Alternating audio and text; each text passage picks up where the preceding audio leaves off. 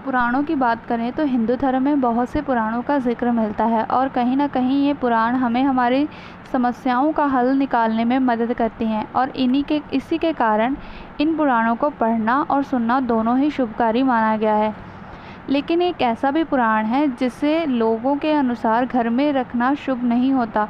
ऐसा क्यों है, चलिए जानते हैं। उससे पहले अगर आपने मेरे चैनल को सब्सक्राइब नहीं किया है तो चैनल को सब्सक्राइब कर दो।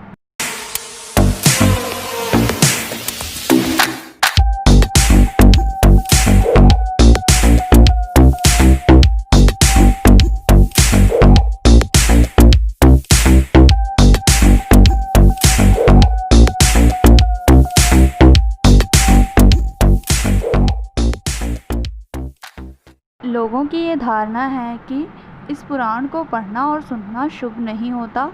ऐसा इसलिए क्योंकि इस पुराण में मृत्यु के बाद क्या होता है और आत्मा किन किन दुखों को भोगती है इसके बारे में लिखा गया है।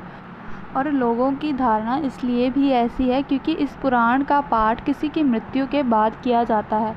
अब तक तो आप जान ही चुके होंगे कि मैं किस पुराण के बारे में बात कर रही हूँ। जी हाँ, गरुड़ पुराण। लोगों ने अपने डर और भय के कारण ये धारणा बना ली है कि गरुड़ पुराण को पढ़ना और सुनना दोनों ही अशुभ है। आखिर ऐसा क्यों, जानते हैं। गरुड़ पुराण, इस पुराण की रचना तब हुई जब पक्षीराज गरुड़ ने श्री विष्णु जी से प्रश्न किया कि भगवान, मनुष्य की मृत्यु के बाद आत्मा का क्या होता है।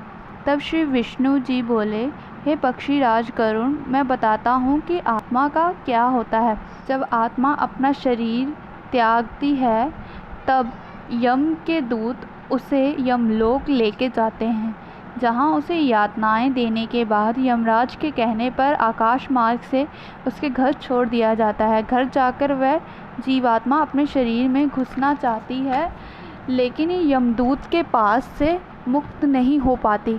पिंडदान के बाद भी वह जीवात्मा तृप्त नहीं हो पाती।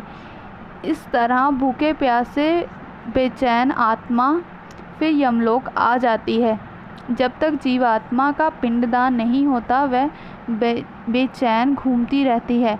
इसीलिए मृत्यु के 10 दिनों के अंदर पिंडदान कर देना चाहिए। मृत्यु के 13वें दिन फिर यमदूत उस जीवात्मा को पकड़ लेते हैं और उसके बाद वैतरणी नदी की यात्रा शुरू होती है, जिसे पूरा करने में 47 दिनों का समय लगता है। वैतरणी नदी पार करते समय जीवात्मा बहुत सारे दुखों को भोगती है। इस पुराण को मृत्यु के बाद जीवात्मा के परिजनों को इसीलिए सुनाया जाता है ताकि परिजनों के मन में जो मृत्यु और जीवन को लेके प्रश्न उठ रहे हैं उनका हल किया जा सके।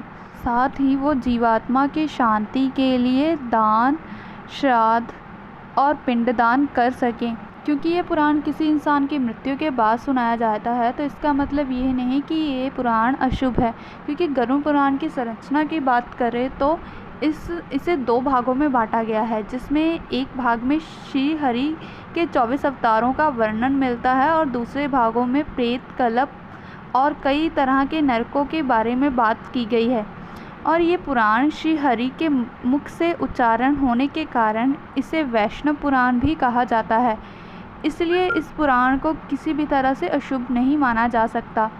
साथ ही इसी पुराण में ही गरुड़ जी द्वारा इसकी महत्ता का गुणगान भी है, जिसमें उन्होंने बताया है कि ये ग्रंथ बड़ा ही पवित्र और पुण्यदायक है तथा सभी पापों का विनाशक है एवं सुनने वालों की सारी मनोकामनाओं पूरी करता है।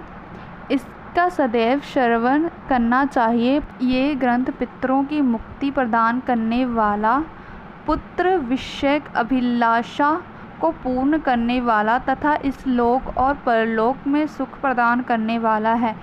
इस कारण गरुड़ पुराण का पाठ हर घर में होना चाहिए तथा इस पुराण की पूजा होनी चाहिए। आज की वीडियो में बस इतना ही। अगर आपको वीडियो पसंद आई हो तो वीडियो को लाइक ज़रूर कर देना और साथ ही में ऐसी वीडियो देखने के लिए चैनल को सब्सक्राइब कर देना। मिलते हैं नेक्स्ट वीडियो में। Thanks for watching.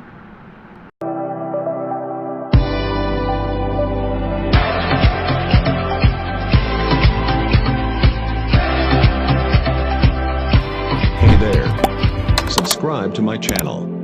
And also press this bell icon.